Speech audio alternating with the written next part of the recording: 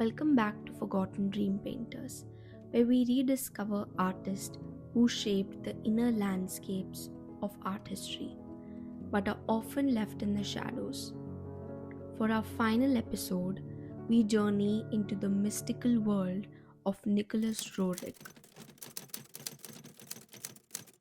a painter, philosopher, and a visionary who found the divine in the silence of the Himalayas. Born in St. Petersburg, Russia in 1874, Roerich was fascinated by history, spirituality, and the eternal connection between humanity and nature. His landscapes glowed with a sacred stillness, as if trying to tell a story. Trained at the Imperial Academy of Arts, Roerich quickly mastered composition and light, but he wanted something deeper. He didn't want to settle into European realism. Early in his career, Roerich's works drew on Russian mythology, already hinting at his lifelong search to find truth through art. He also studied law and drawing simultaneously, and through his creative pursuits, he met Sergei Diaghilev, a founder of the renowned Ballet Russe. Roerich designed sets and costumes for the group's production, touring Europe and crossing paths with the likes of Picasso, Matisse, and Kandinsky. In 1920, Roerich immigrated to the United States with his wife Helena, where they founded the Agni Yoga Society in New York, a movement exploring the union of spirit and matter. A year later, he established an art institute that eventually became the Nicholas Roerich Museum in 1949.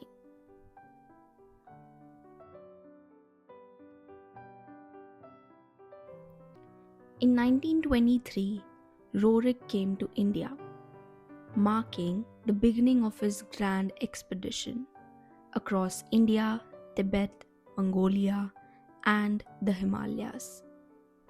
These weren't just mere travels, they were pilgrimages. He was searching for Shambhala, the mythical kingdom of enlightenment, hidden deep in the mountains. He was deeply fascinated by the Indian culture, spirituality, and the Himalayas. Standing before the Himalayas, Roerich found what he had always sought, the divine in nature. His paintings from this period, such as Path to Kailash, Command of the Master, and the Song of Shambhala, are unlike anything else in art history. Their luminous blues and the radiant pinks, they don't just describe mountains, they transcend them. Each one feels like a window into another realm. In India, he formed close friendship with Jawaharlal Nehru. Nehru even called him a great friend of India. He was even quite close with Rabindranath Tagore. Their friendship was built on shared philosophical views and a mutual interest in Indian national culture.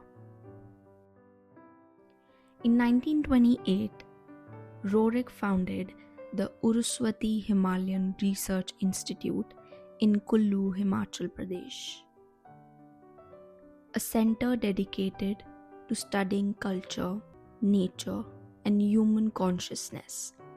It symbolized his belief that art, science, and spirituality are one. But Roerich was not only a painter or explorer, he was a peacemaker. He proposed the Roerich Pact, an international treaty to protect cultural monuments and artworks during war. Signed by 21 nations in 1935, it earned him a Nobel Peace Prize nomination. Its emblem, the Banner of Peace, bore three red spheres representing art, science, and religion, enclosed within a circle of unity. Even today, his paintings radiate a kind of eternal light. The snow peaks, violet skies, and scintillating monuments seem to whisper messages from a higher world. Yet, despite his immense contributions to art, peace, and cultural unity, Roerich's name slowly faded from mainstream art history. Perhaps because he belonged to too many worlds at once: Russian, Indian, spiritual, and cosmic. In India, his legacy endures through the Nicholas Roerich Art Gallery in Naggar, Himachal Pradesh, a quiet sanctuary surrounded by the very mountains he once painted. His vision, however, extended far beyond Earth itself. Even the universe seemed to remember him. Minor planet 4426 Roerich, an asteroid in our solar system, was named in his honor, a symbol of his boundless spirit.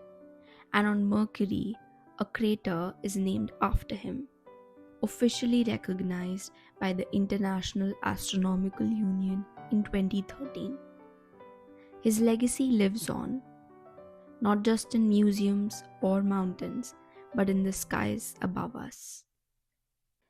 Nicholas Roerich passed away in 1947 in Naggar, where his ashes remain buried beneath a stone slab overlooking the Himalayas.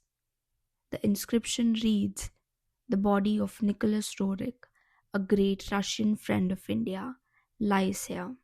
Om Ram." And so we remember him today. Nicholas Roerich, the mystic of the mountains, a painter of peace, light, and eternal wonder. As we close this chapter of Forgotten Dream Painters, we remember all the dreamers we have met, from Leonora Carrington and Remedios Varo to Kay Sage and Hilma F. Clint, Jacques Harold to Odilon Redon, Gaganendranath Tagore, Amrita Schlegel, Jamini Roy, and now Nicholas Roerich.